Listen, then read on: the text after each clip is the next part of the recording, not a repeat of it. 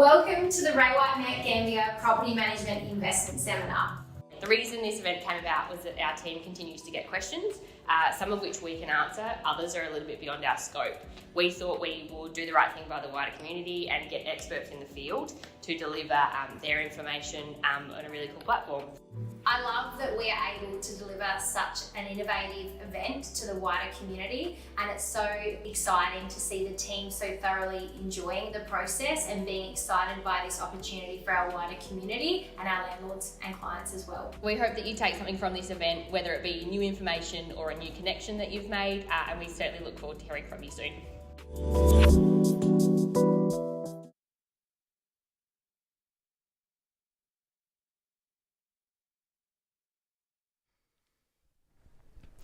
Firstly, we acknowledge the land we meet on today is the traditional land of the Bowen-Dick people, and we respect their spiritual relationships with country. We acknowledge the Bowen-Dick people as the traditional custodians of the region, and we pay our respects to the elders, past, present, and emerging.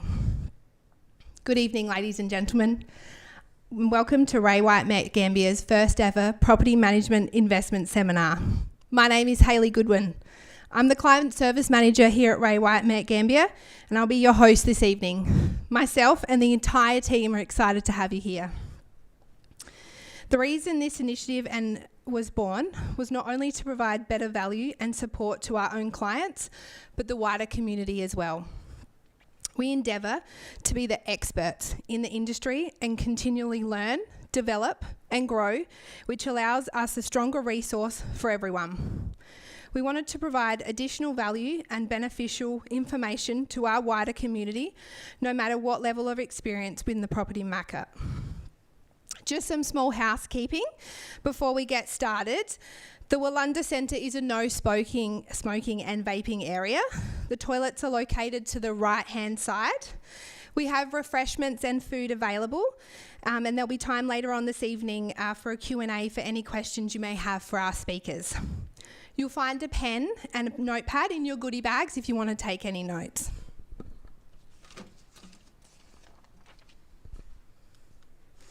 Now, without further ado, I'd like to introduce our keynote speaker for this evening, Nerida Conisbee. We are thrilled to have her here with us tonight. She's one of Australia's leading property experts and has more than 20 years of property experience.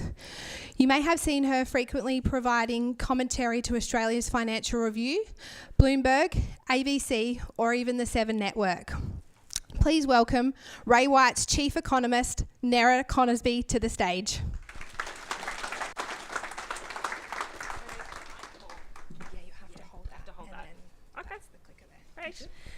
So good to be here tonight. There's three reasons I'm really happy to be here.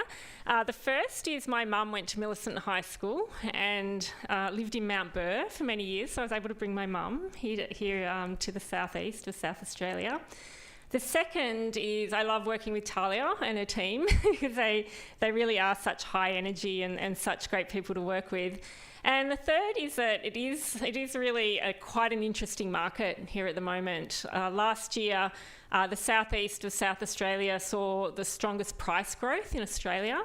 Surprising, you may think, but the rest of Australia was going through a quite significant downturn in pricing with all those interest rate rises.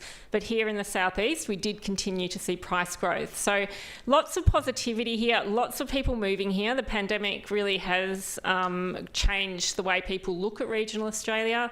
And it's certainly, there's a lot to be positive about, and the positivities extend from agriculture to tourism to, just a whole different parts of the economy that's really creating a lot of activity.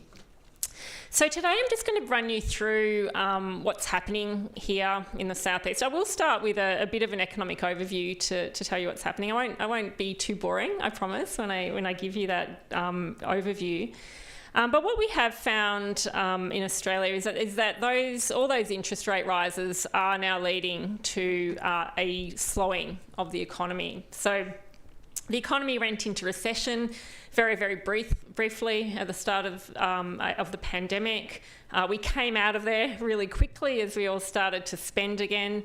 And then we had those interest rate rises that have started to really slow things down. So one of the positives is that we do have very, very low unemployment at the moment. So people are paying more. Inflation has been high. People are paying more on their rents and their mortgages and pretty much for everything. But at the same time, everyone, not everyone, but almost everyone has a job. And we've got this very, very low unemployment level, the lowest level in around 50 years. So some positivity there. More negatively though, there is a lot of problems with inflation. So we were always expected to see inflation hit these really high levels as we came out of the pandemic. The problem is that it has remained far higher for far longer than was expected. And as a result, we've had the Reserve Bank increasing interest rates very, very rapidly. So anyone with a mortgage is feeling pretty stressed right now. I've got a mortgage, I live in Sydney. House prices are extreme there, so it is very stressful for people. And as a result, it did create quite significant downturns in many parts of Australia. So Sydney in particular, Melbourne, not so much Adelaide. Adelaide pricing did come back a little bit, but not much. But in our most expensive cities, we did see this quite dramatic downturn in house prices. A big problem at the moment is that construction costs are very high. So when we have a look at what's driving inflation, a lot of what's driving it has come back. So fuel prices have started to come back. A lot of the supply chain issues have started to become a lot better, but construction costs are very, very expensive at the moment. So it's very hard for people to get labour. It's very hard to get raw materials. A lot of things, were stuck overseas, really hard to get them into the country. It is starting to improve, but again, we are seeing an improvement in a lot of materials costs, but we're not seeing the same improvement in labour costs. So labour does remain very, very expensive, particularly for trades. So here in South Australia, we do have a problem trying to build enough homes. It's very difficult to get the number of homes required. So even though the economy is doing well, people want to live here, there just aren't enough places for them to live. And as a result, we have seen very extreme growth in rents. Great for investors, obviously. When you're an investor and you do have rental growth on your property, it is very good. But obviously challenging for renters, and that's also flown through to house price growth as well. We've got lots of migration here to South Australia. So you can see there that really the last 20 years, we did see a lot of interstate migration out of the state. That has changed over the COVID period. It really did change. So we did see a lot of people moving to South Australia during the pandemic. I don't know how they got here because it was really hard to get into South Australia, but they must have found ways to move in. But that's continued, and last year South Australia was actually the strongest growth economy in percentage terms in Australia. So a lot to do with the population growth that was occurring, a lot to do with some really good agricultural conditions. And for any of you involved in agriculture in this part of Australia, we would have likely have felt some of the benefits that occurred during that time. The other thing that is driving it too is overseas migration. So again, historically, Adelaide, it hasn't been the city that has, South Australia hasn't been the state that has attracted the bulk of overseas migration. That continues to be the case. People do tend to land in Sydney and Melbourne first, but as you can see there from that yellow line, it has really picked up. That we're not only seeing a lot of people moving from interstate to South Australia, we're also seeing a lot of people moving from overseas as well. So there has been a real shift in the economy as to how people perceive it, and also the job opportunities. Looking at population growth, South Australia saw around 25,000 population growth. So obviously it's not as much as what we saw in Queensland, New South Wales and Victoria. They are a lot bigger. But in percentage terms, it's pretty significant. It's also significant because when you consider how many houses are required per annum at the moment in the state, so 25,000 additional people means we roughly need sort of 8,000 to 10,000 homes per year. And at the same time, we just haven't seen very many homes constructed. So that, when we look at what's happening in the market with rental growth and price growth, a lot of it has to do with this imbalance that we've seen between the number of people who are moving here and just not enough homes that are available for them. So looking at pricing, I mentioned at the start that the southeast of South Australia did see the strongest price growth last year at a time when we were seeing a national slowdown in prices. But really from that chart, you can see what happened during the pandemic, that we did see a complete reset in pricing in this part of Australia. And it was interesting just talking earlier that, pricing there's houses selling in Mount Gambier for over $1 million now. And, I think before the pandemic, considering something like that happening was considered, something that would, not never happen, but something that would not happen for quite some time. But the pandemic really did shift what we saw with prices. So anyone who bought in 2020, you probably, I hope you're feeling pretty happy at the moment. And you maybe not be that happy with your mortgage payments. That's another issue. But certainly in terms of capital growth for your property, it has been particularly positive, and also rental growth as well. So it has been a very good part of Australia to invest in over the last couple of years. The big challenge now, if you are looking to buy properties, that there's just not many properties available on the market. So I've been talking a lot about housing supply today, and that's new homes. But we also have a shortage of existing homes for sale. So, and this is something we're seeing across Australia. We're not seeing many people come to market. People are a little bit uncertain about the outlook. We do find most people that sell are subsequent buyers, so they're a little bit uncertain. But you can see there from that chart, we've got this national slowdown, but here in the southeast, it's actually the biggest decline in South Australia. So people are holding on to properties. A lot of people have done very well over the last 5 or so years.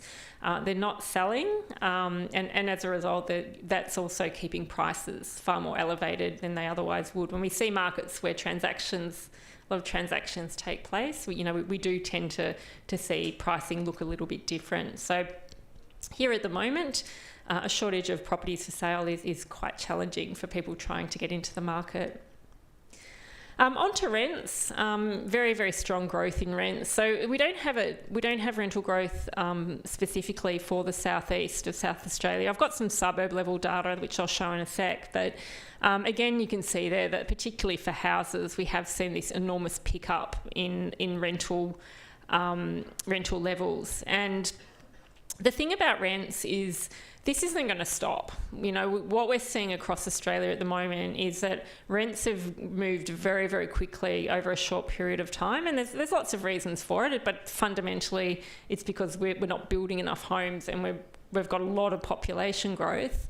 But that's not going to change. We're not seeing either of those things changing anytime soon. So at the moment, rents do look like they're going to continue to grow. And as I mentioned earlier, it is obviously great if you are someone that is investing in property, because we know most people invest in property for capital growth. That does seem to be something that is quite apparent with Australian property investors. But obviously, if you get a rental yield where you can, use that to pay off the majority of your loan, it does make it a far better investment decision than if you're unable to do that. And on to yields, we are starting to see a steady pickup in what yields are being achieved in property in regional South Australia.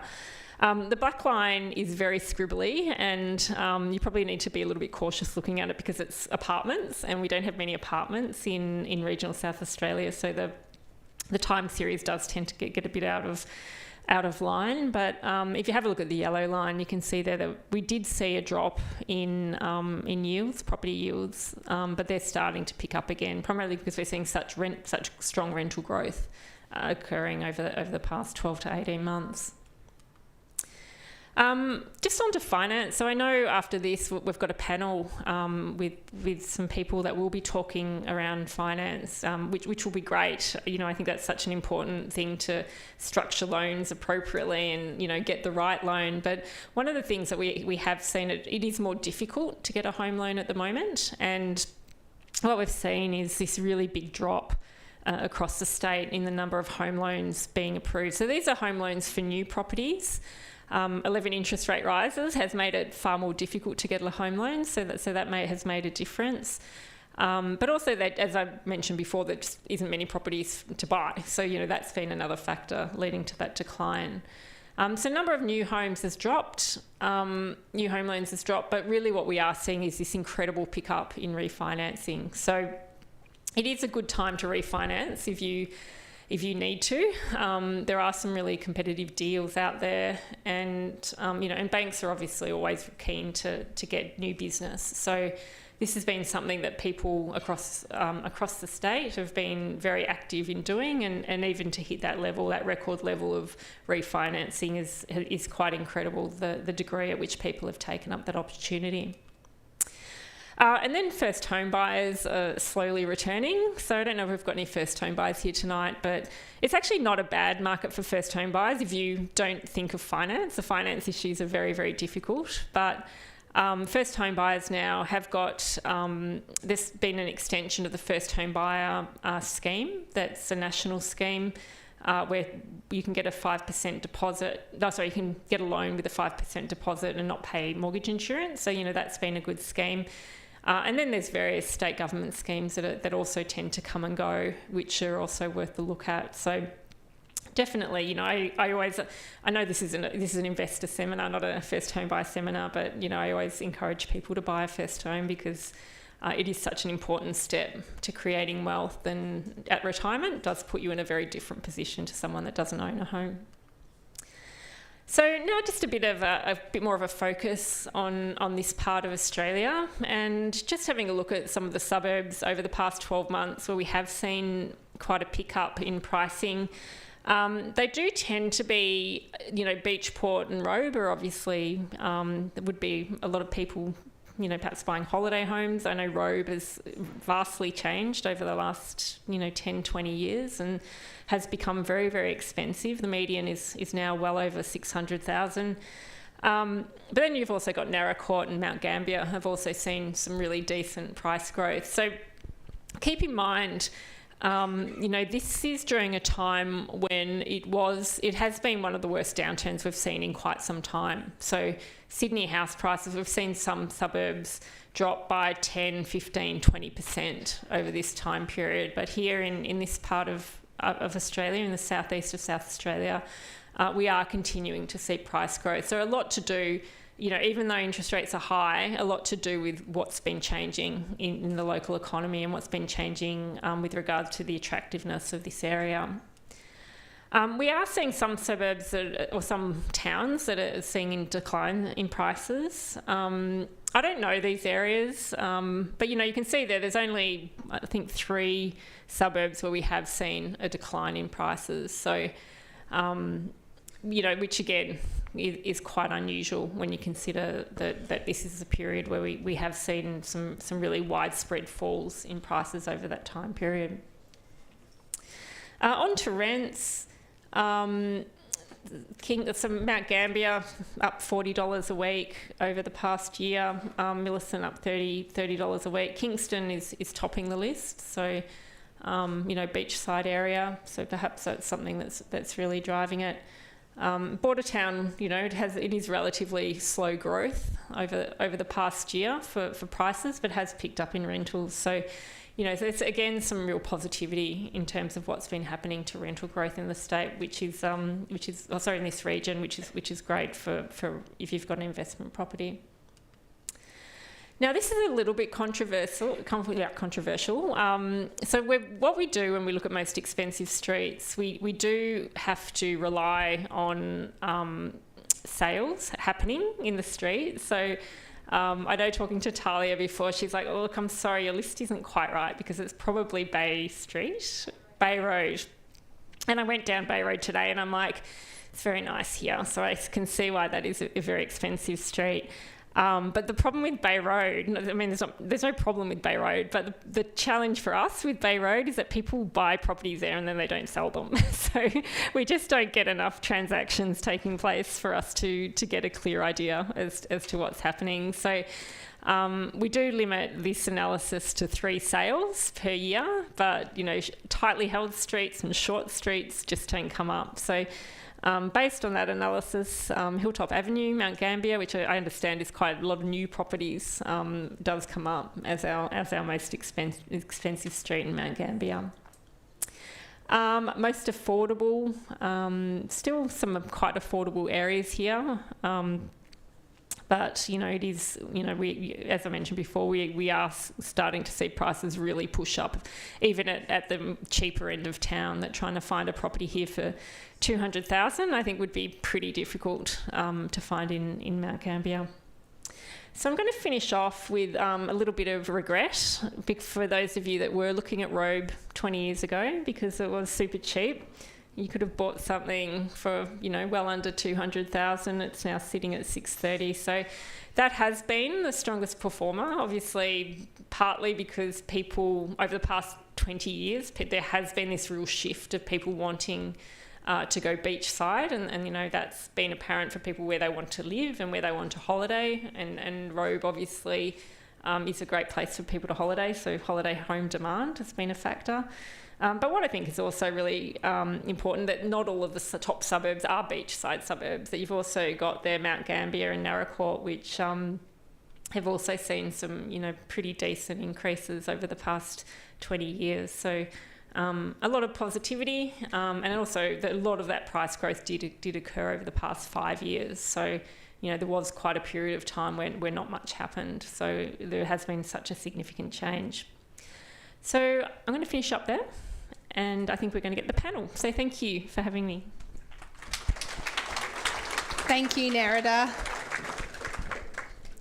Our next guest speaker is the owner and general manager of Eckermans Conveyances. He is continually striving to lead the industry in terms of technology and client service delivery. He is passionate about the conveyancing profession and is a Vice President of the Division Council of the Australian Institute of Conveyancers here in SA. Please welcome Brad Eckerman.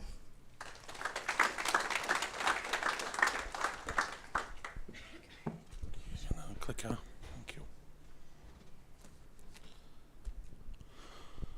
Thank you very much, and I want to thank Talia and her team very much for the opportunity to speak tonight, and congratulations, Talia. It's an amazing turnout, so well done.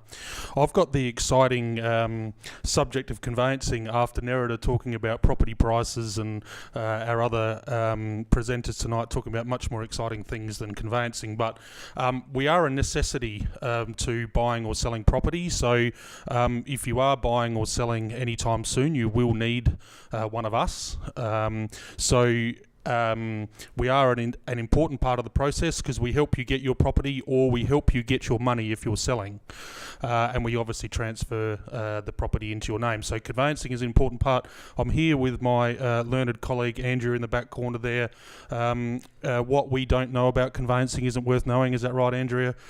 So come and speak to us in the break or afterwards if you need to ask any conveyancing questions. So when Talia asked me to do this, I thought, what's exciting and what won't put the group to sleep about conveyancing, especially after Nerida talking about property price rises, etc. I've tried to come up with something that will keep you awake, and I'll be as brief as I can, because I know there's some other very good speakers coming. As Nerida said before, unfortunately, grants are very few and far between at the moment. There is that first home buyer deposit guarantee that's out there, but for investors, there's really not much. And I think there's a very good reason for that. We've seen in the past that first home buyers grants only tend to add to the price of the grant, really. So while it gets some action, I don't think it's something the government will use anytime soon, but you never know. We'll wait and see. So grants are probably much help to you unless you're a first home buyer, where you can take advantage of that 5% deposit that Nerida mentioned earlier. Secondly, costs of conveyancing. I'd say not enough. You'd say too much. The reality is it varies depending on what you're buying, depending on the conveyancer you use. But I suggest you guys and your loan broker and banker will suggest an amount when they're doing your calculations, but allow up to $2,000 for your conveyancing fees. Now, don't panic. That doesn't all come to me. There is other fees like Lands Titles Office registration fees, PEXA, which is a digital settlement platform, etc. So allow for a couple of thousand and you should get some change in your pocket, all going well. Now, the other thing when buying, and if you're looking at buying, and I'm sure most of you here have bought previously, you know that there's a very long list of fees that you've got to come up with. Worstly, stamp duty. There's also Lands Titles Office registration fees. There's adjustments of rates and taxes. There's obviously your insurance you've got to take out. There's inspection fees, search fees, bank fees, removalist fees if you're moving into the property, lender's mortgage insurance if you're borrowing a certain amount of money and that's needed, utility connection fees, etc. The list is long, especially when buying.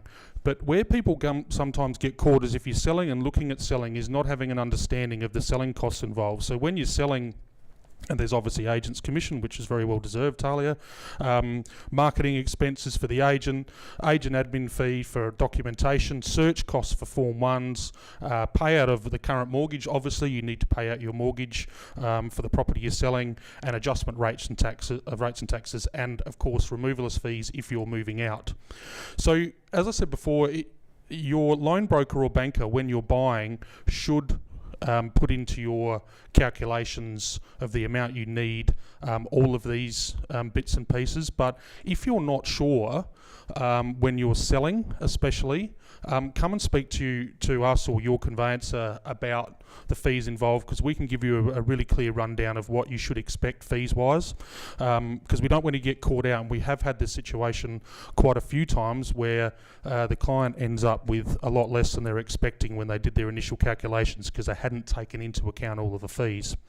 Okay, I thought it was worth talking about subdivisions because some of you might be looking at how to, I guess, grow your equity in the property by potentially splitting off the backyard if you've got a big block, or knocking house over and subdividing into two.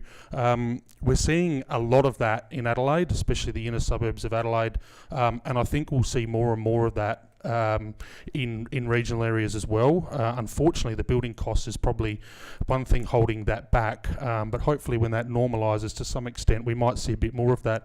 Subdivision costs can vary substantially, so it depends on whether it's rural land, commercial land or residential land. It depends on what property you're wanting to create, whether it's a Torrens title or community title. I won't go into the difference of those now. Speak to us afterwards if you're wanting a rundown on that. We suggest you speak to a surveyor if you're considering chopping up your block or doing a division. Speak to a surveyor. If you're not sure or don't have a surveyor that you know, come and speak to us. We can suggest a surveyor for you, but they're the ones that handle the bulk of the process. They handle the approvals, etc. As a conveyancer, we're right at the end of the process, so we handle the creation of the new titles, etc. The surveyor does all the approval side of it. In regards to time frame, I mentioned timing there. Unfortunately, that's sometimes how long is a piece of string. If SA Water isn't involved and if your council's helpful, it can be no more than 6 months, hopefully 3 to 6 months. But most divisions we're seeing now, from when you start speaking to your surveyor till the end, can be 12 months, can be even longer. So speak to your surveyor as soon as possible. Don't expect to turn your subdivision of your property around in 3 months. I know some people come to me and say, I'm looking at selling these properties in 3 months, and I'm subdividing. I said, well, hang on, you need to reconsider that and have a chat to the surveyor and make sure you've got a plan of attack. Stamp duty and establishment fees, I've probably touched on them before. There's when you're buying, as I said before, there is a hell of a long list, but speak to your loan broker or banker. If not, speak to us. the important thing to know about stamp duty is that the more that you pay, the value in the dollar of stamp duty you pay increases the more that you pay, if that makes any sense. So the more amount of money that you pay, the higher in the dollar that stamp duty. So you can't just allow for 5%. I know I have clients ring me and say, oh, should I allow 5%, Brad? It's like, well, go onto our website, or I'll go onto our website, find the stamp duty calculator, and we'll provide those fees for you. Title insurance is something that you guys might not be aware of, and it's something that we offer all of our clients, and I know many of our conveyancer friends are doing that now. We think it's a really important product. So to be really clear, it's not property insurance, it's not contents insurance. They call it title insurance, which in some respects may be a bit misleading. It's a one-off premium that you pay when you buy the property. You can also take it out if you're an existing property owner, but the most times we see it's where someone's buying and we offer it to them where they're buying. So it's a one-off premium that covers you for the lifetime that you own the property. So one-off premium for the lifetime, and it covers things like buildings that haven't got approval, that might be erected without approval, that you might need to pull down, change. If the council finds out that you didn't get approval for making the back garage to a 4th bedroom, which we see a bit of that. So it covers you in situations like that. It also covers boundary issues. So where you buy a property and after you bought the property, your neighbour says to you over the fence, oh, by the way, that half a metre there's my land. So, and I want you to move the fence and it's going to cost you $5,000, etc. So we believe strongly in our clients taking out title insurance. We've seen it claimed on a lot. I know I have clients challenging me and say, oh, Brad, no one ever claims on this. I said, I'm sorry, I can show you numerous occasions where it has. We've had a large claim that was covered. It was about $95,000 of renovations that was done to this property without approval that our client bought. Unbeknownst to them, it wasn't approved, and they had to make substantial changes, up to $95,000 of changes, and title insurance covered it for a one-off premium of $680, I think it was at the time. So please strongly consider title insurance. If you've got a conveyancer, if it's not us, and they don't offer it, ask for it. I strongly encourage you to do that. So that's pretty much me flown through it. I'm going to do a bit of a plug while I'm up here. So we've got 10 offices across the state.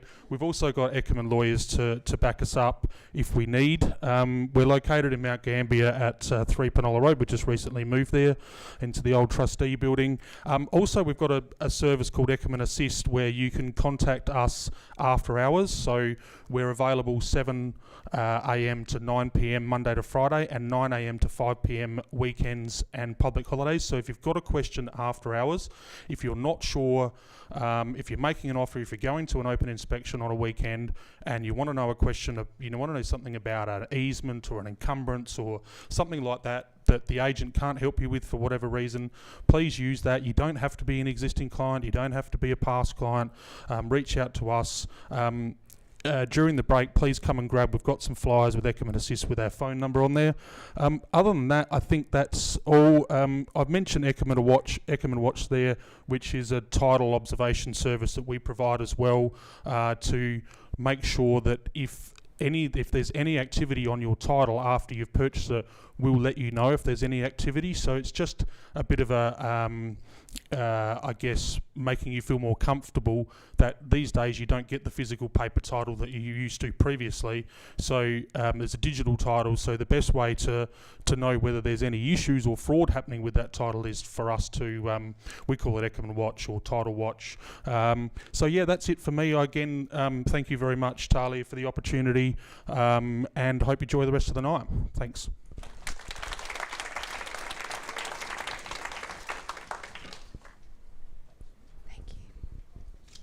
Thank you, Brad.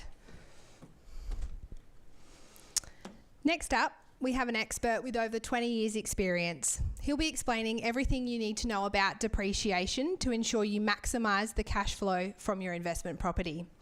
You can trust BMT to find the highest amount of depreciation deductions for your investment. Please welcome Nathan Frost. Thank you. Excellent. Just before I get... Nathan, hello everybody. Just before I get started, A couple of things. I know my mother-in-law told me it's a reunion of farmers wants a wife, so good on you for coming out here tonight instead of staying home. It's so much easier to stay home and not learn about this sort of stuff, but this sort of stuff is amazing knowledge to help you get confidence, to build your portfolio, get into the market. I have people coming up to me, and I'm sure anyone in real estate does, saying, how expensive is property at the moment? It's too expensive, I don't want to take a risk on. I don't sell real estate, by the way, I do depreciation. I'll get into my stuff in a minute. But I sort of look at it, like my parents bought their property when it was, I think, $25,000. And they thought that was expensive at the time. Almost everyone I speak to thinks their property is expensive at the time they bought it. It's only in hindsight when you look back that doesn't seem so expensive. And my parents are of the generation where they just got told, pay off your mortgage and happy days, you'll live happily ever after, and they're on the pension. Hasn't worked for them, so they encouraged me and my brother to do something different, which is, for me, is property business for him. I think, most Australians probably think the cross lottery is their retirement plan, and I don't know how many people that's working out for. Secondly, I've done quite a few of these sort of things with real estate agents over many years, and this is an incredible show what your office has put on today. Ray White, like, honestly, this is crazy what you guys have done, and well done for backing up your team, the Ray White team here. So I'm primarily on the road. I go to everyone's investment properties. I've been to 20,000 properties over the last 17, 18 years. See all sorts of things. And I just love my job. I love getting around and about. Let's get through some depreciation stuff. Otherwise, if my boss is watching this video, he's probably not really impressed so far. So depreciation, a lot of people think of it as, the basic way of I look at it is it's just like a tradie claiming wear and tear on their car and their tools. A lot of people are familiar with that, that theory. And it's the same with an investment property. In fact, every property wears out over time, but if it's an investment property, the tax office lets you claim that wear and tear as a tax deduction and pay less tax. So we go out to the property, we measure everything, we count everything, how much, the volume of carpet, volume of vinyl, volume of tiles, what sort of blinds you have, what sort of light fittings you have, garage door motors, how big a pergola is, all that type of stuff. Then we write the report up, which is a once-off. So our clients don't come back to us ever again for each property. They'll only come back to us if they add to their portfolio. We go to the property once, we write the report up, we give it to your accountant. The accountant uses it every financial year as part of your tax return, and you pay a heap less tax. Pretty much. Sound good? Yep. We're all breathing. That means we all want to pay less tax. It's cash flow, pretty much. We've all heard the term cash flow is king or queen these days, I guess. Everything's wearing out in your house. You can claim a tax deduction in relation to that wear and tear. So I'm going to have to flick around and see what's... A lot of people think their accountants do the depreciation schedule. It's not true. We're quantity surveyors, and the legislation says it has to be a quantity surveyor to estimate historical construction costs for depreciation purposes. I know that's a mouthful, but the reality is most of our work comes from accountants telling their clients to come to us. Accountants bring their own investment properties to us. I've met so many people from the tax office bringing their properties to us to do their depreciation schedules. You can do whatever you want to get audited probably. But if you want to make sure that it's all legit, one, we'll make sure we can get the most back for you as a tax deduction. And secondly, we've never failed an audit. We've never ever failed an audit from the tax office. And part of our service, if you get audited by the tax office, is to justify our costings on your behalf. So in 27 years, we've never failed an audit. It's a pretty good achievement.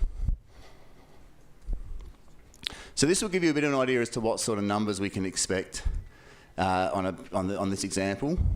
New 3-bedroom house, $690,000. I guess the market's moved so quick that these numbers probably get outdated pretty quick, but for this example, just bear with it.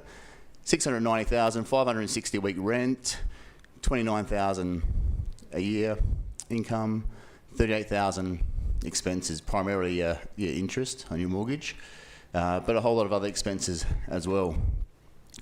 So before you do your tax return, that's going to cost that investor $187 a week to own that property.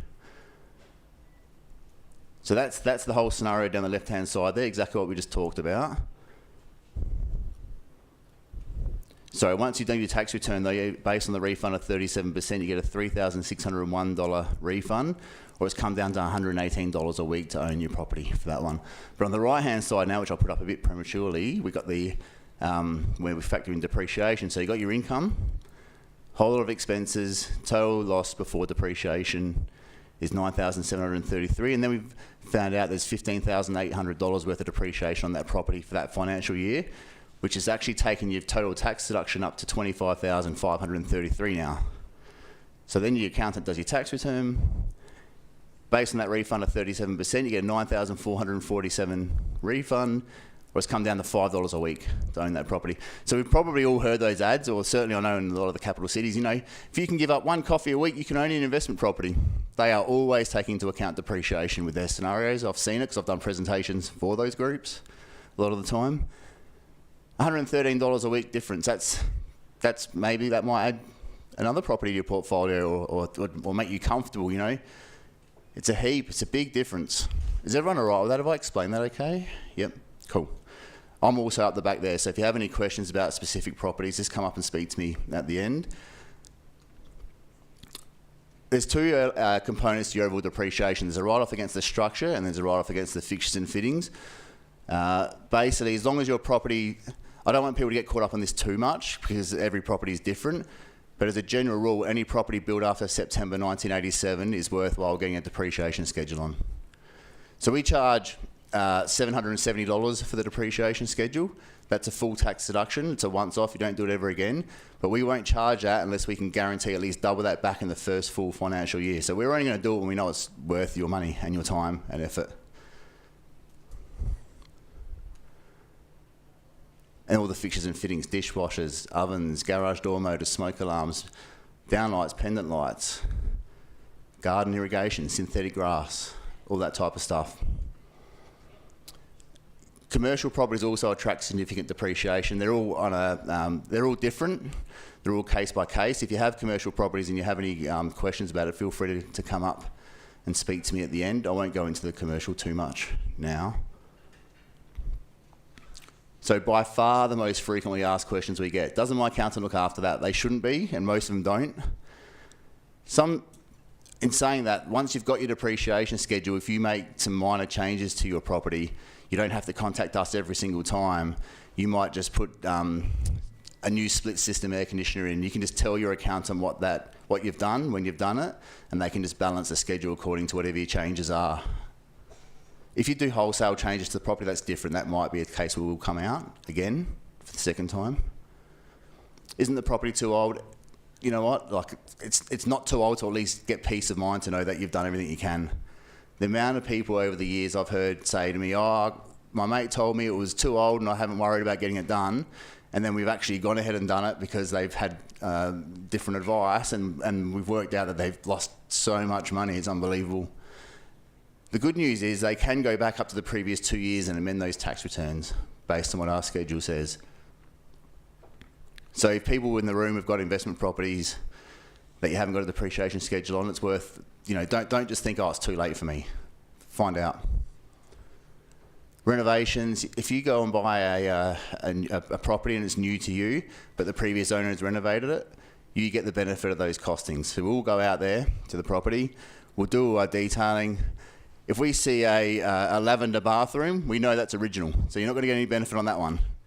But if we can see that it's more modern, grey, you know, all the modern colour, anyone can walk into a house and know if it's been renovated. But just because you didn't do it doesn't mean you don't get the benefit of the depreciation you do. Is it ever too late to claim? That's pretty much what I covered off before. It's not too late to claim. Even if you had the property for 10, 15 years, it's not too late to claim. You can still claim. And we've got that guarantee in place so that you're confident that your money's well spent. So we've got our online portal. It's sort of our one-stop shop for everything depreciation. I've got that on the iPad at the back if anyone wants to come and have a look at it. But once you've got your depreciation schedule, you can do a whole lot of things on the portal. You can put your income and expenses in, upload your photos and receipts. We can share it. You can share it with your accountant directly. One of the other things we do is we link it to planning applications as well. So depending on what area you're in, you might get a lot of alerts saying like your neighbour's about to put up a pergola or whatever, or a subdivision. But depending on if you're in some areas that you can be in, that you just get too many alerts, so you need to switch it off. I'm from Adelaide, and there's some suburbs which have so much infill and subdivisions that the alerts just come through a bit too frequently. Prop Calc. So this is a really, really good app we've got. It basically can give you can be looking at, I don't know, however you find your properties online, the Ray White website preferably, right? Plug in all the details, what you think the rent's going to be, what you think the interest rate's going to be, all the expenses, all the income, and then it comes back with a true cost at the end for that property. So it's an amazing app if you want to know what sort of figures are going to be, you know, in relation to the properties, or the various properties. You can do them side by side and compare them as well. So how do we make it easy? It is pretty simple. Basically, as soon as you get onto our website, or you should, if you're contacting us, make sure you drop the Ray White name. Make sure you've heard it here, because there's a discounted fee, isn't there? Pretty sure, yeah. So normally $7.70, but with Ray White it's $7.15. So make sure you say that's who sent you to BMT, so you can get that discount. It's pretty simple. The guys and girls in the office, when they take your call, they'll just ask some questions. Where is your property? What's the address? They'll already be looking it up. They'll ask some questions to make sure that it's feasible, that that it's worth your time and money. We can come through the guarantee. With the guarantee, we normally know after a few questions on the phone whether, yes, you should go ahead with it or you shouldn't. Even if where it's still in doubt, we'll normally still go to the property, see how it all balances out, and let you know. We're only ever going to do it for you when it's worth it. And that report, so if you buy a brand new property today or this year, the report will go for 4 decades. 4 decades. Could be $200,000-$300,000 worth of depreciation over that period. So that's pretty much it for me. If you have any, we're coming back up for questions later? Yep. If you have anything that you don't really want to raise in front of the group, come and see us at the back, ask some questions. But I just want to reiterate how good it is to see everyone come to these sort of things. It's so much easier to stay home, it really is. But the ones staying home aren't getting this amazing session and all this great education. You got to start somewhere. It's never easy to make money, so you just got to put in the effort. There's no substitute for putting in the effort, pretty much. Thank you so much for your time. I hope you have a good night, and come and see us at the back. Thank you, Nathan. We'll now have a quick 10-minute break. Please help yourself to our food station and grab a drink at the bar. This will also give you the opportunity to mingle and network. Please take this opportunity to visit our friendly stall holders over here. There'll be more opportunity at the end of the evening as well. After the break, we'll also be drawing our lucky door prize. So thanks, guys.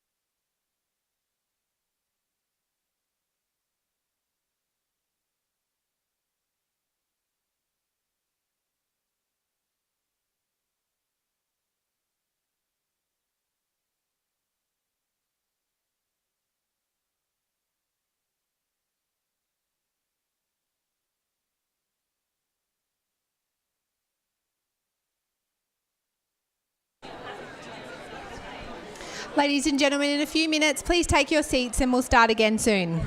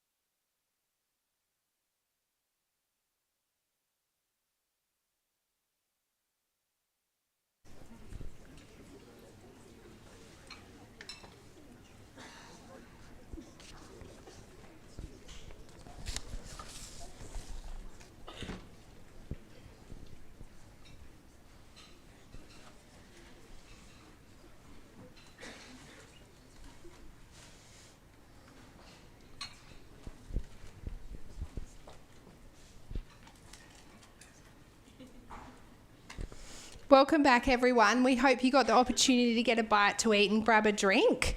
We're now going to draw our lucky door prize. So if everyone could feel underneath their seat, there's a little lucky little house under there.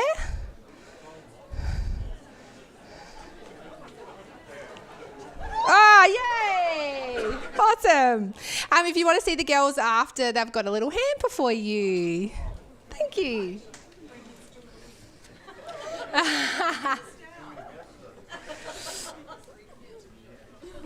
Next up is the Property Management Business Development Executive for Ray White, South Australia and Northern Territory. He commenced his career in 2009 and has a continuing hands-on experience in providing professional supervision, leadership, operational management and planning within the real estate industry. Please give a warm welcome to Chris Tepper.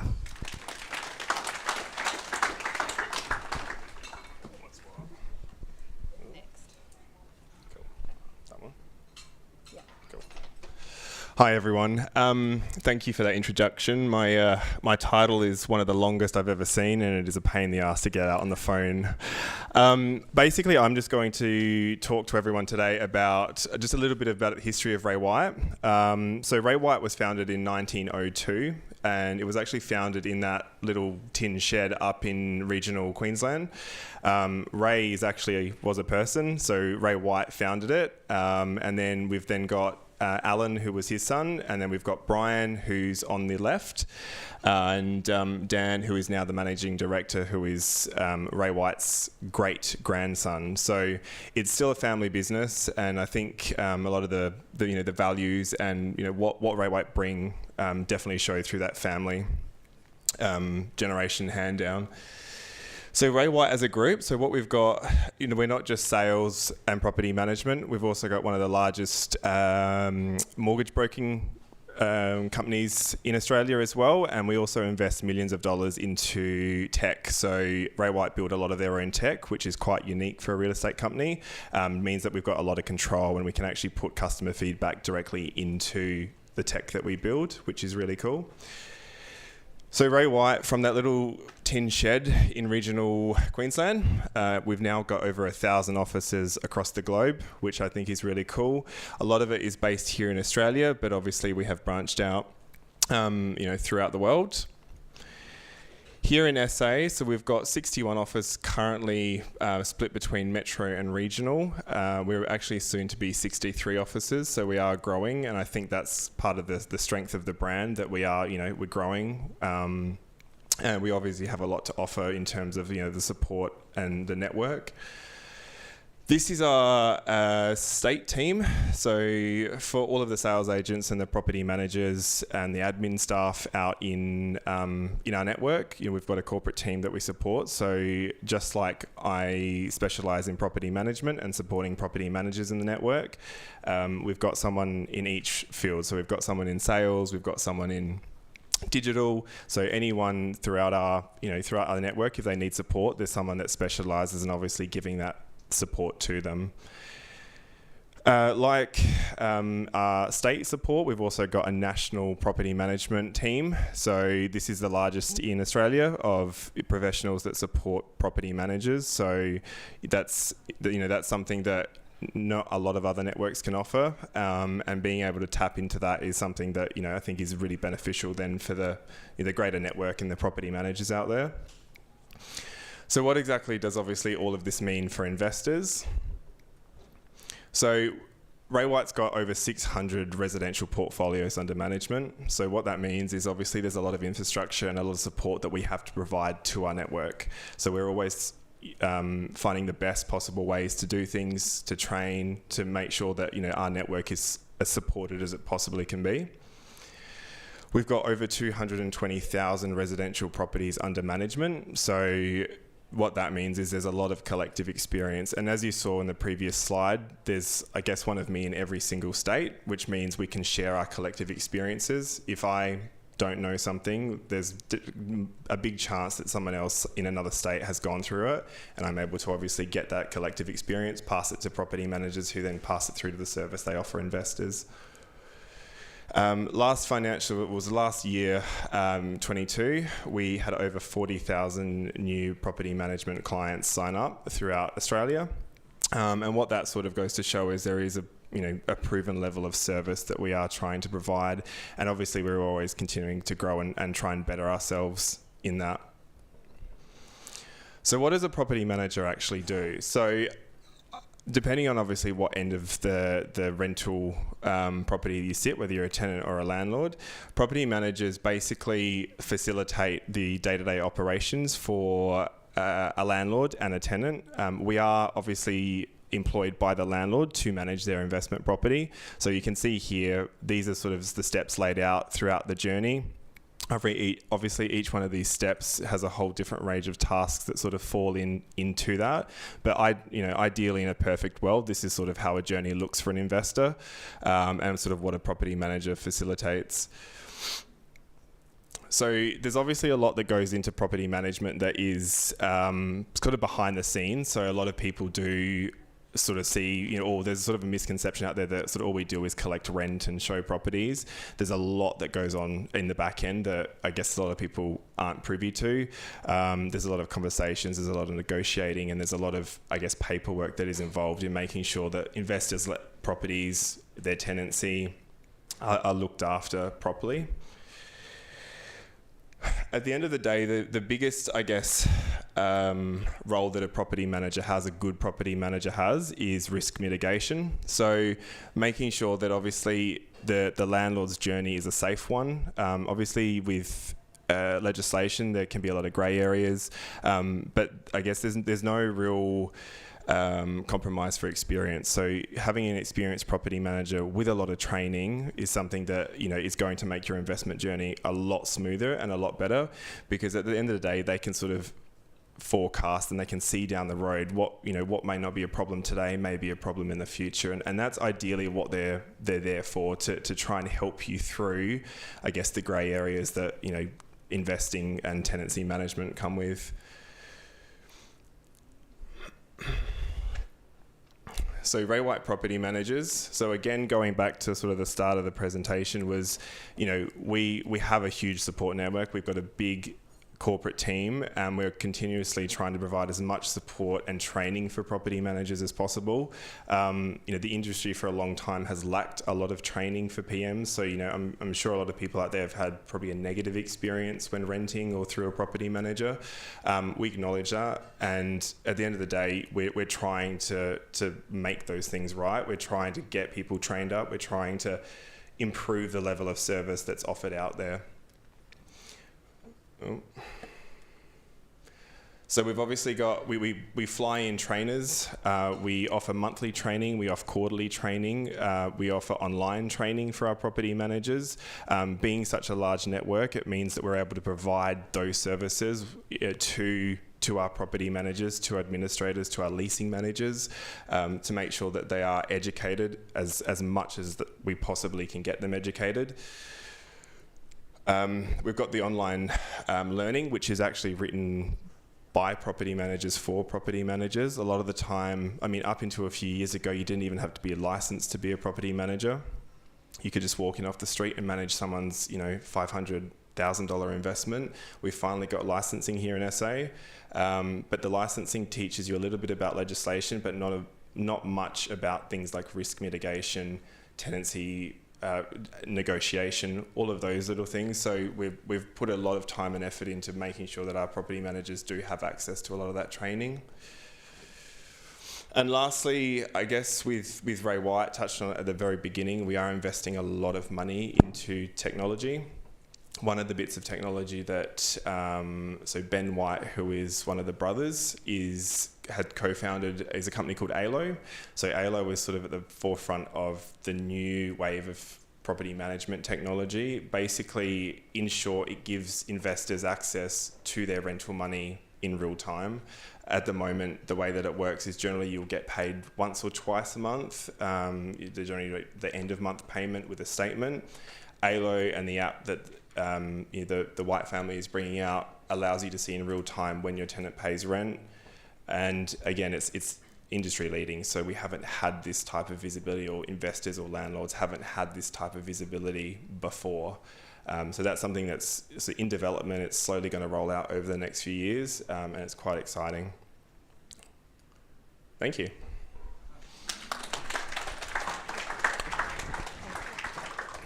Thank you, Chris. We'd now like to welcome our panels of speakers to the stage. So we've got Max Bruins. Max is an experienced financial planner. His career including running both the Canberra and Sydney office for a large industrial super fund. Specialising in retirement planning, Max is a partner in the local financial planning firm Galpin's Financial Solutions. He's also the Deputy Mayor of the City of Gambier. We also have Tegan Cull. Tegan has been in the broking industry since 2021, but brings with her over 9 years of financial industry experience. We have one of our own, Alistair Coonan. He has been in the real estate industry since 2015 and joined the Ray White team in 2021. He comes from an experienced background in the customer service and retail management sector and takes great pride in delivering an exceptional experience for all of his clients.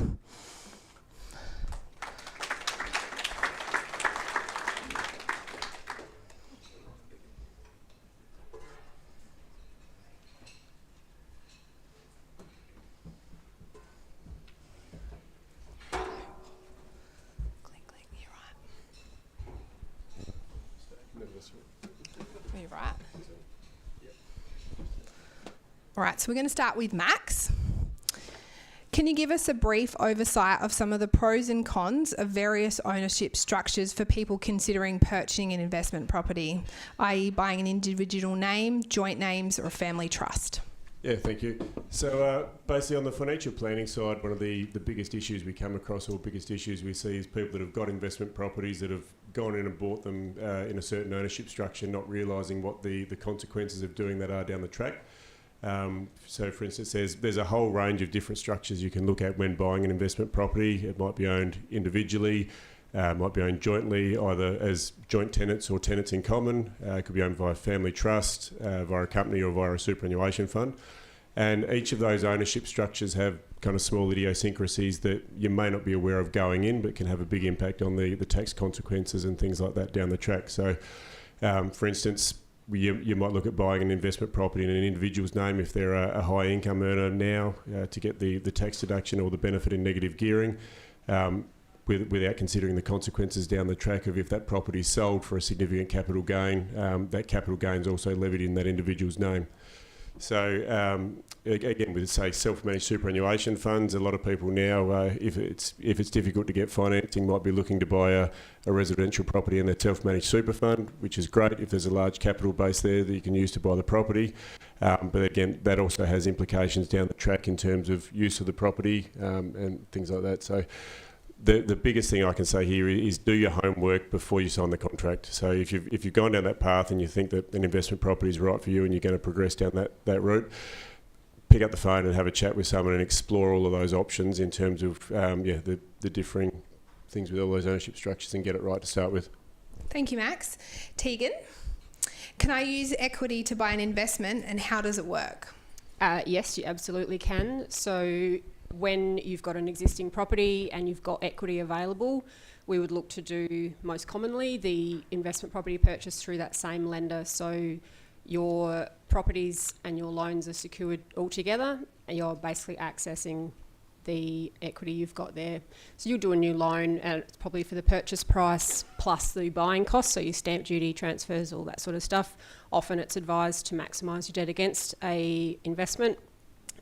You might want to talk to someone like Max or an accountant on that to confirm what's best for you, but yeah, that's essentially how we would look to do it. Sometimes we'll do it at a different lender. It might be because your current lender won't take what you want to buy as a security, so we draw the equity out with a loan as a cash out essentially with your existing lender, and then do a new loan with the new lender just as a standalone. So both of those loans will be treated the same as the sole investment loan, so you can still take the tax benefits and depreciation and all that kind of stuff. It's all still the same, it just looks a little bit different on paper. Thanks, Tegan. Alistair? What are the key features that investors are usually looking for in a purchase aside from price? So the obvious ones like number of bedrooms and bathrooms tends to be a pretty key factor in what the weekly rental potential of a property might be, and every investor might have a different, I suppose, expected return on investment that they're seeking depending on their individual scenario. But some other factors outside of that, such as shedding, a pretty common one at the moment from a lot of interstate investors, is land size. I think to Brad's point earlier, as far as potential subdivision, it's something that a lot of people are thinking about. What might I be able to use the land for in, say, 10 or 15 or 20 years, or maybe not even what they would use it for, but what the next purchaser might be seeking within that. So, what we're finding at the moment is a lot of people will be querying what's the land size and what's the minimum land size that we could potentially divide to. And then other things like in South Australia, we can still potentially benefit from, whether you're allowing pets in a property and that kind of thing. So secure yards and a yard for pets or for a large family, that kind of thing can all be contributing as well. Thanks, Sally. Max, back to you. What are some common oversights people may make when choosing an ownership structure? Not to get too morbid this early in the week, but estate planning is a big one that has serious implications that people don't often think about. If you're buying a property in an individual's name, they pass away, that can get caught in probate. So if you're looking to dispose of that, you might have to wait a serious amount of time before that can happen when probate's granted. With buying a property jointly, if it's owned as joint tenants, if someone passes away, the property automatically goes to the surviving co-owner. So from an estate planning perspective, that can actually be beneficial with blended families and things like that. If you don't want sort of challenges on an estate to come around, you can ensure that property transitions as you wish. And the other thing with estate planning is in terms of if you buy in a trust or a company or a super fund, if someone passes away, that asset doesn't automatically become part of the estate, so it's still owned by that structure, and you've got to will the control of that structure to do that. So that's certainly a big one. And if you're dealing with self-managed superannuation funds, one of the other things that people quite often overlook is the ability to use the property yourself, or that future-proofing. So big thing I've come across lately is people, if they've got kids moving to Adelaide or Melbourne for university, they think, we'll use the super fund, buy an investment property now and the kids can use it later on, but that then breaches the sole purpose test, because if it's a residential property, you can't gain a personal benefit from that while it's owned by your superannuation fund. So just all those other sort of small tips and traps are things we have to consider. Yep. Thank you.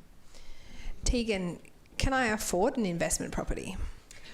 Well, the answer to this question obviously differs for each individual or couple or whatever structure we're looking at for the purchase. So I guess to put it a simple way, if it's just individuals, we're solely looking at your personal income. So whether that's PAYG, you work for someone else, or you work for yourself, so self-employed income. We'll consider any rental income that you already have or the proposed rental income that you will receive from the property. And obviously any other income if you get dividends and that sort of stuff. But then on the flip side of that, we also have to consider the increase in expenses that you'll have. So you'll have another set of rates, you'll have insurance, maintenance costs, property management costs, obviously. Then depending on the type of property, you'll have strata fees or body corporate fees. That's another chunky cost that a lot of people don't consider. So we take all of that into consideration when working out if somebody can or can't afford a investment. Thank you. Ali, how much rent return should I be getting compared to my property value?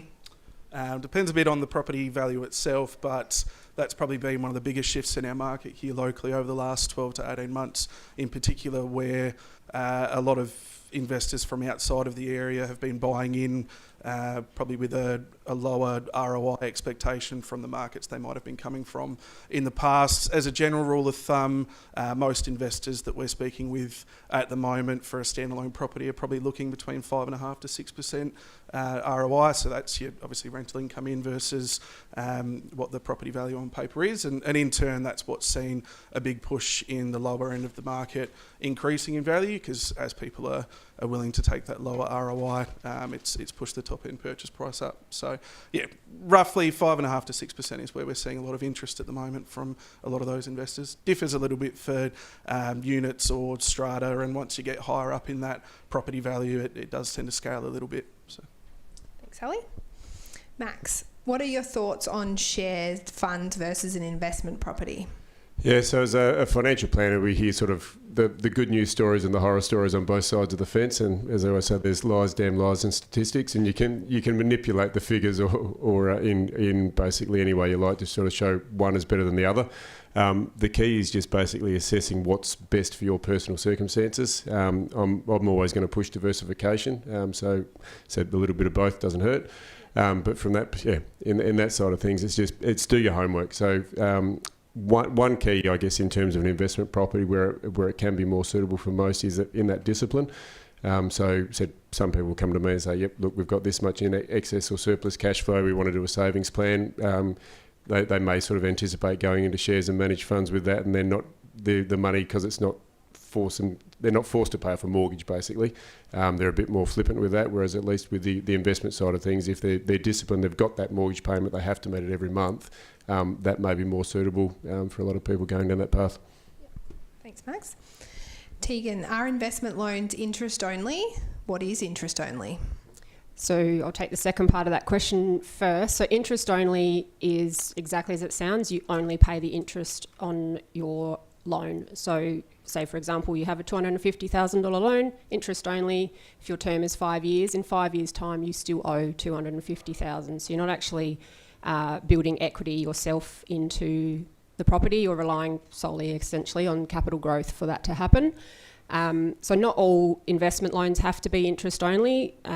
This is probably leads in very well to Max and working out the structure that's going to be best for you. So it might depend on the type of entity that you're purchasing the property, but also what your goal is with that property. So are you looking to build a lot of wealth over a long period of time, or do you have a really short-term goal?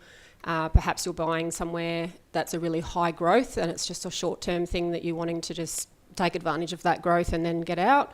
So all of those things will piece together and help me work out with you what sort of loan is going to actually work best to meet that strategy. So that sometimes is going to be interest only, but sometimes not. Thanks, Tegan. Ali, is there a most common price point or type of property that investors are usually looking for in the Mount Gambier area? Yeah, at the moment we're still seeing quite a lot of interest between 300,000 to 400,000 as a price bracket. Over the last 12 months, that's definitely been a hot segment of the market that has still been pretty undersupplied as far as the amount of demand that we're getting. It's no denying that it's kind of plateaued out a little bit over the last few months, but we have still been getting some very consistent inquiry on anything that's listed within that kind of price range. And a lot of people that are calling up weekly saying, hey, have you got any off-market opportunities that are under 400,000? That seems to be the sweet spot at the moment. That's not to say that there aren't investors in the higher end of the market above that, but yeah, certainly the bulk of the inquiry we're getting at the moment is in that kind of price range from investors. Thanks, Ellie. Last one, Max. Are there any major things that need to be considered in choosing whether to buy a residential or a commercial investment property? Yeah, so I guess a lot of the conversations this evening have focused on residential properties, but commercial properties are definitely a beast that shouldn't be overlooked. I said there's a risk-verse return is the first thing to consider. So Ali touched on the rate of return on a residential property. The rate of return on a commercial property is typically higher than that, but again, so is the risk because you've got specialised properties and specialised tenants that can go into those. One thing that we do need to consider with residential, I guess, is that there's no stamp duty to get into commercial properties here in SA. So there's the stamp duty cost that Brad alluded to earlier doesn't apply on commercial properties there. So there's a lower cost to entry in that regard. And also a little bit of flexibility. So if there's any sort of small business people in the room, if you own a commercial property in your own name and then maybe want to subsequently down the track transfer that into a self-managed super fund or vice versa, with a commercial property you can or you're allowed to actually transfer property that you own from your own name into your own superannuation fund, whereas you can't do that with residential property. You can only buy a property from an arm's length. Those things are certainly something to consider and may put commercial in a better light for some people. Yeah. Thanks, Max. Tegan, can I finance a short-term rental? In short, yes, you can. The key thing to remember with your short-term rentals, this is typically your Airbnb and holiday homes, that sort of thing. So long as the property is acceptable to the lender to take as security, unless you've got something else to offer up, that's fine. But often the rental return that you get is shaded heavily, so the lender will only consider a far reduced amount of what you're actually getting. Because of the volatility of that market, you don't have the consistency of a long-term rent where you get your $350 every week. You might just have nothing for 2 months and then you're flat out, but you're getting a really high rate every day for that. So there are different considerations as far as what you get in as a return factor in terms of what that looks like when we're working out servicing, if you need that income to assist with that servicing. But yes, it's definitely a doable thing. Thanks, Tegan. Ali, what improvements might add the most value to my investment? Obvious ones like new kitchens, bathrooms, that kind of thing can definitely have an impact, but at the moment, waiting on trades to do that can be a pretty tricky thing and only getting costlier in some regards too. I touched on it earlier, things like shedding, secure yards, etc. Anything that can help to perhaps bump that rent up by $10 or $15 a week can have a great return at the outcome if your goal, I suppose, is to have a property that's going to grow in value over time. Simple things like making sure your gutters are cleaned and keeping the eaves in check and little bits of maintenance like that when it does come time to sell, and the vast majority of investors now are getting your building and pest inspections done and coming back to us and saying, well, we don't want to have to go and spend the money on that maintenance, so either we'll renegotiate on that agreed price, or they might have an expectation that the owner will get those issues rectified, and it's something that a little bit of maintenance along the way can definitely protect that investment long term, so that you do reap the benefit of it down the track. Well, please give a round of applause for our expert panel here tonight. The audience will now have the opportunity to ask any of our experts any questions. So I'll invite our other experts if you guys just want to stay around just in case. Does any of the anyone here got any questions? Oh, we've got one down here. Do you want to? We can probably hear you. Questions to Max. In the current economic... Hi Max, in the current economic climate at the moment, would you advise to buy and live in or rent? It's two individual. In Mount Gambier. Two individual. Yeah, basically I get scun under the general advice warning here and have to plead the fifth. Basically, it's individual circumstances in that regard. I said that you've got to look. There's so many factors that come into play with that.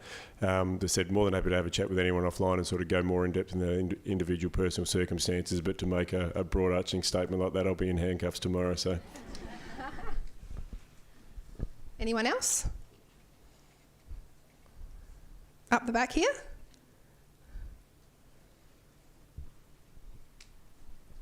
Sorry, Max, you're very popular. I'm going to throw one at you again. If you're selling an investment property through Ray White, for example, when should you be signing the contract considering capital gains on that property? Because the contract date's pretty important. Correct, yeah, and it said particularly this time of year, coming into sort of June, July with the cusp of the financial year. So capital gains tax is always levied on the date that the contract is signed, not the date that you settle. So a lot of people get scunned with that, with basically coming up to 30 June, they'll sign a contract thinking that, I'll put a 30-day settlement or settle in July, and not realising that when the calculations for tax are done, it's on the date that the contract is signed. So that's something to be absolutely cognitive of and is really crucial. I guess flowing on from that too, some people will always or can also look to make contributions, tax deductible contributions into superannuation to offset that capital gain. So you've got to be aware of when that property settles and when you're going to have the cash to do so. And again, particularly with properties sort of selling around this time of year, that if you sign a contract and you'd plan to use some of the proceeds to put into superannuation to offset that tax, you may not have that cash from the settlement to do so. So yeah, certainly give that some consideration. Thank you, Max. Anyone else got any questions? Everyone's a bit shy. No one else? Okay, well that concludes this evening's formalities. The entire Ray White Gambier team would like to take this time to thank all our guest speakers. We also like to thank our stall holders and industry professionals who have joined us here tonight. If you haven't already, please go check them out before you leave. A special thank you to our principal, Talia Gabrielli, who facilitated this event and allowed us to provide this opportunity to you all. I would like to thank the entire Ray White Gambier team for all their help towards this evening. We hope you have taken something from tonight, whether it be some new information, a new connection you have made. Our team will be sticking around here, so please come and see us if you have any questions, whether it be property management or sales. We're always here to help. As Benjamin Franklin once said, an investment in knowledge pays the best interest. Thank you all for attending. It's been an honour being your host. Good evening.